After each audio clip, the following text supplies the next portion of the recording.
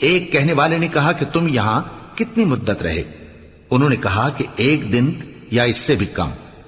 انہوں نے کہا کہ جتنی مدت تم رہے ہو تمہارا پروردگار ہی اس کو خوب جانتا ہے، تو اپنے میں سے کسی کو یہ روپیہ دے کر شہر بھیجو، وہ دیکھے کہ نفیس کھانا کون سا ہے تو اس میں سے کھانا لے آئے، اور احتیاط سے آئے جائے اور تمہارا حال کسی کو نہ بتائے۔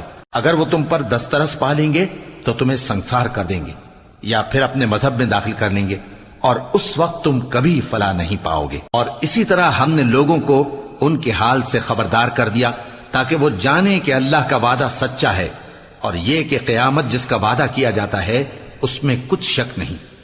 اس وقت لوگ ان کے بارے میں باہم جھگڑنے لگے اور کہنے لگے کہ ان کے غار پر عمارت بنا دو۔